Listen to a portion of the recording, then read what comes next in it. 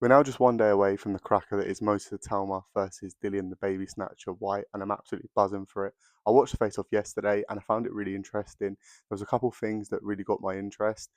Dillian seems a lot more mellow and chilled now. He's 37 years of age and he doesn't seem to be up to the shenanigans that he was against Joshua and against Chisora, where he just wanted to fight everyone. And as Eddie Hearn would say, it was on sight. He just wanted to smoke and he didn't really care who was in the way.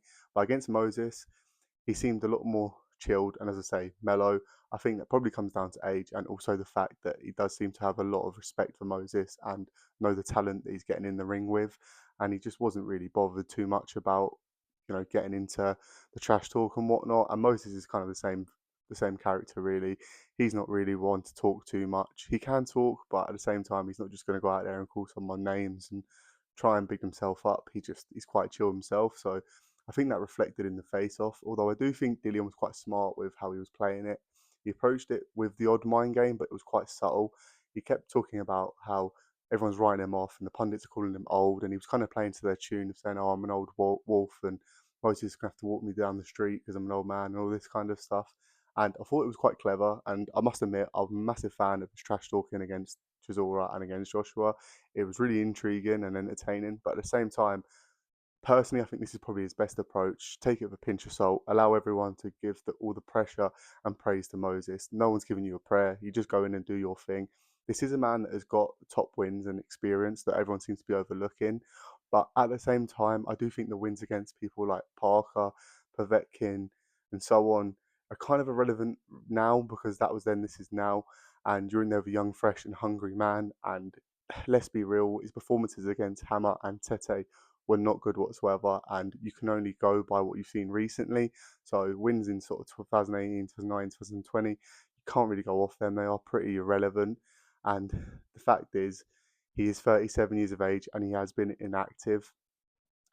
I do feel like experience could potentially be a factor for him if he can get through 5, 6, 7 rounds and take Moses to a place he's not been before, catch him with a shot. We don't know what his chin's like, or we don't know how he'll manage his gas tank. So if it gets through the midway stage and Dillian's still there, not had a dent in him, he could potentially pose a threat. And as I say, drag Moses through these dark moments that we've not yet seen him respond to. But at the same time, I feel like he's kind of onto a lose-lose situation anyway, because he's not going to outbox Moses on the back foot. I don't think. I think Moses is the superior fighter with the superior IQ. I think his best bet, and possibly his only bet, is to just get in close, rough him up, smother his work, chip away at that body, and tire him, slow him down for the later rounds, and then just test that gas tank and chin. But unfortunately, the way to do that would be, as I say, chipping away at the body. But then that means that you're coming in close.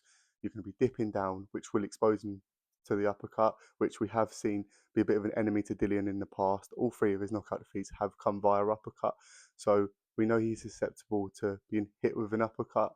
I'm seeing a lot of people say stuff like, "Oh, all Moses has got to do is hit him with an uppercut," which I think is ludicrous, really. Although he obviously can be caught with the uppercut, and that is something I imagine Ben and Moses have really been working on in camp, because Dillian clearly has shown frailties to that uppercut in the past. I don't think that's the be all and end all, and I think Moses could probably knock him out with any shot he wants. But at the same time, the way Dillian's probably going to have to approach the fight, I think the uppercut will be there. And it wouldn't shock me at all if Moses does put him away with it. But I feel like there are other avenues that Moses can win the fight. But it is just one that I'm absolutely buzzing for. I do just think that it's probably a case of he's got him at the right time. Like I say, he is getting old, he is slow, he is inactive, and Moses is just young and hungry, and admittedly hasn't boxed at a high level. But going off the eye test, he does look like probably one of the best heavyweights in the world going forward, at least. But there are still questions to be asked. I just don't think Dillian at this stage of his career is going to ask them of him. But it is heavyweight boxing, and you never know. There's just so much intrigue in it, and as I say, I feel like the shape Dillian's come in and the mindset he's using adds to that intrigue, because we've never seen Dillian look like this before physically.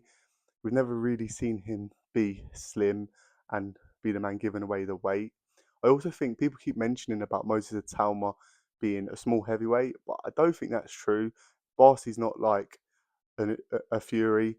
He is more of an Usyk in that regard. but we've seen that doesn't mean anything after Usyk's dominated. And also, Itauma himself is hardly small. I actually read that I think in his last fight, or maybe the one before against Dempsey McKean, he come in heavier than the boy come just against Usyk. So that shows that he clearly is big at the weight.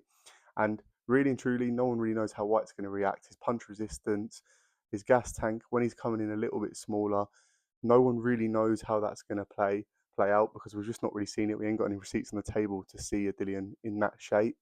And I also think that his best wins have come when he was slightly bigger and had that kind of size.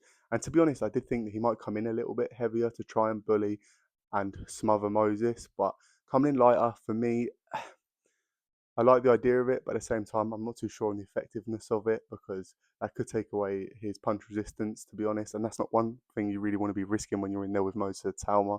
But it's going to be an absolute barnstormer. I can't wait. I personally do think that Moses, I just can't look past him. I think around sort of rounds 5 or 6, he'll get on top. I think Dillian will have a couple of rounds where he'll look good and he will make things awkward. But ultimately, I just think that the sharper, quicker and more hungry man will just get on top, and I think he will force a stoppage. But as I say, it's an absolute cracker. I can't wait for it.